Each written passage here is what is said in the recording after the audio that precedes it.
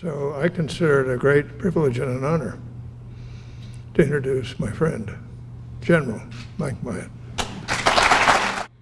Our longest war, the war in Afghanistan, is now 10.5 years old. The American involvement in the ongoing Iraq War lasted 9 years. We invaded Iraq in March of 2003 for something called Operation Iraqi Freedom. 4,486 Americans were killed over those 9 years. And I know I have a Gold Star father in here sitting next to Charlotte Shultz, Ed Blecksmith. His son was killed on 11 November 2004 during the Second Battle of Fallujah. Wonderful young man. He was a safety at Naval Academy. And we still all grieve. We had 32,223 wounded. From Dr. Kraft, I learned about the history of post-traumatic stress in soldiers. It was something the mothers of the Spartans worried about in 480 BC. It's had different names over time: soldier's heart, shell shock, combat or battle fatigue. And I learned that it is real, and that anyone who experiences a really traumatic event is affected. Physically, you can't help it. You're affected in varying ways, but you're affected. I later reread General A.A. Vandergrift's memoirs. General Vandergrift was the commanding general of the 1st Marine Division that landed on Guadalcanal on 7 August 1942, the very first offensive action of the United States after Pearl Harbor. In his memoirs, he describes the impact of his Marines on the Japanese naval gunfire. His division is the only U.S. military force to be subjected to enemy naval gunfire.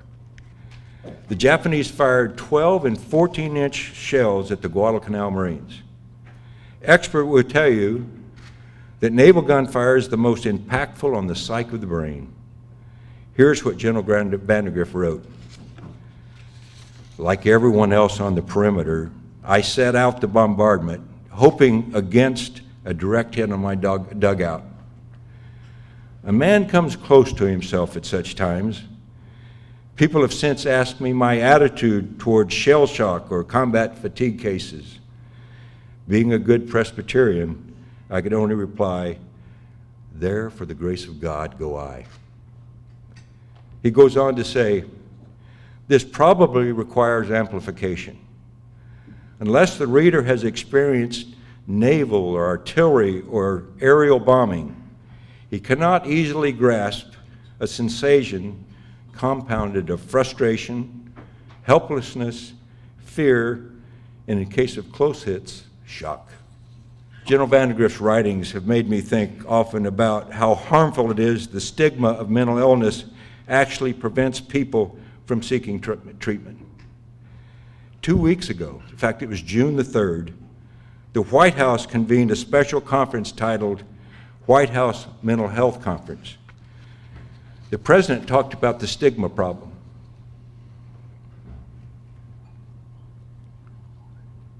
He said, 40% of mental health issues go untreated because of the stigma problem. What would folks say if 40% of cancer victims were to go untreated? Now some thoughts about traumatic brain injury, or TBI. I'm not an expert in any way, but I've learned a lot since I first visited the Palo Alto VA hospital when we had a half a dozen Marines being treated for traumatic brain injury caused by the improvised explosive devices in Iraq in 2005. This past May, CBS 60 Minutes, I think it was on the 5th of May, ran a story about the research being done on traumatic brain injury at UCLA with high-resolution imagery.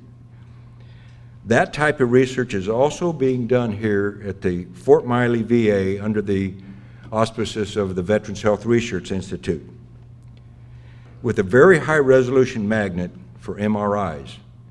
We now have a 3 Tesla magnet, and very soon we'll have a 7 Tesla magnet personally directed to be installed here by General Shinseki the Secretary of Veterans Affairs.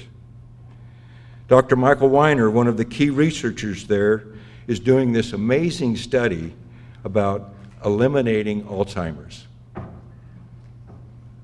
And his vision, he says, that's his vision, and everything begins with a vision.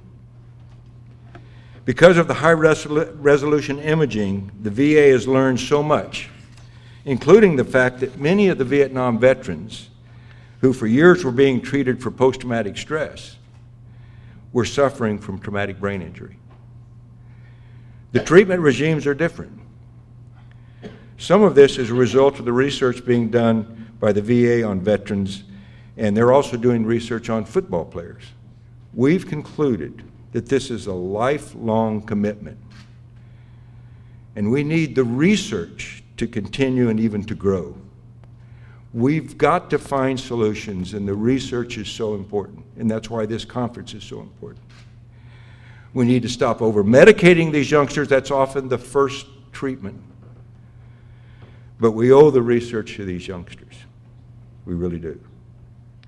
For those of us who've had young Americans die while carrying out our orders, you, like me, feel an obligation never to forget them. I know the name of the very first Marine killed carrying out my orders, Staff Sergeant Bergolito. He was like a brother to me, and he killed me when he died. It was on 23 March 1966 in the Kobe Tonton area of Vietnam, south of Hue City. Back there, I swore to always remember all I could about every Marine killed carrying out my orders. But my memories aren't perfect. It's very much like the story George MacDonald Fraser. He's the author of the Flashman series of historic novels. He wrote in his introduction to his own autobiography, in his efforts to reflect on the past, the following: life is like a piece of string with knots in it. The knots being those moments that live in the mind forever, and the intervals being hazy, half-recalled times when one has a fair idea of what was happening in a general way, but cannot be sure of dates or places or even the exact order in which events took place. But the knots remember, and that's what I said, Secretary Shultz, this is a knot, your introduction in my life. I'll never forget it. I'll know who was there, when it was. But things happen in our lives, in our piece of string, that we always remember, and it is true that there are these intervals, we're not sure even the order that they take place. Well, I have some knots, and I am ashamed to tell you that I cannot remember the names of all the Marines lost in my carrying out my orders. There are too many, so I've kept a diary.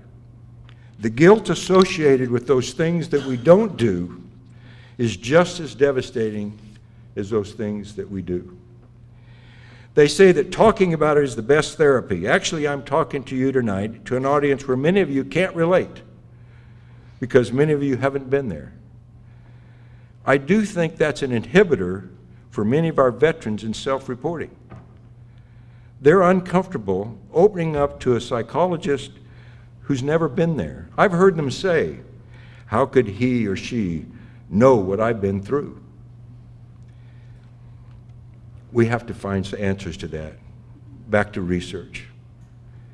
One of the things that we can do, we can prepare people for that traumatic event, for the knot that's being created. How do you deal with that?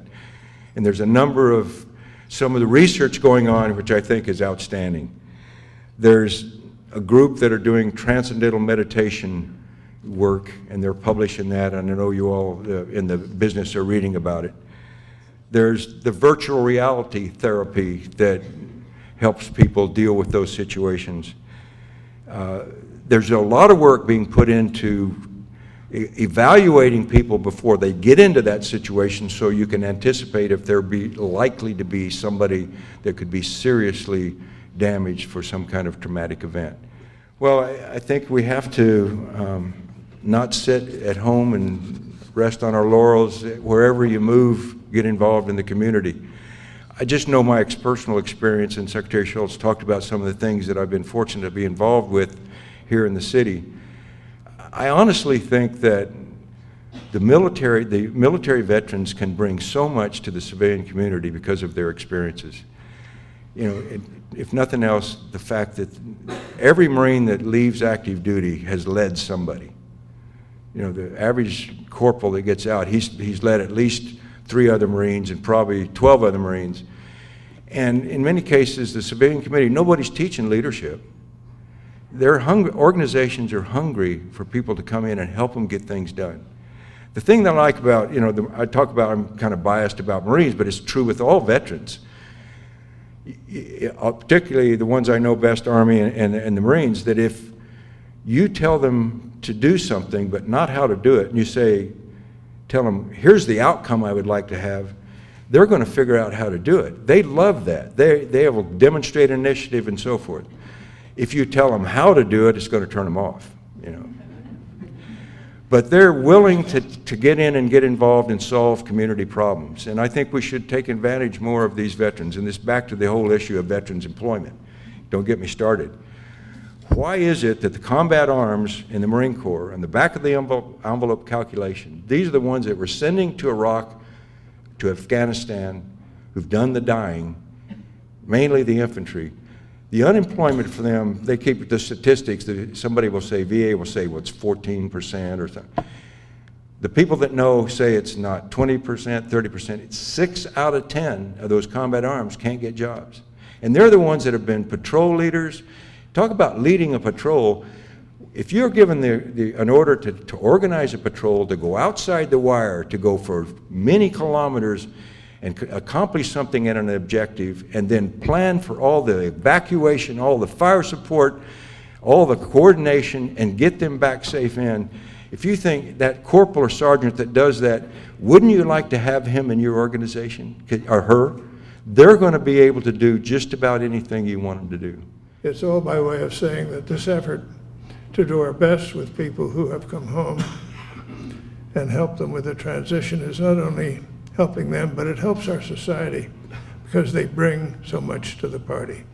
But like everybody here, I just have to say thank you, Mike, for what you're doing.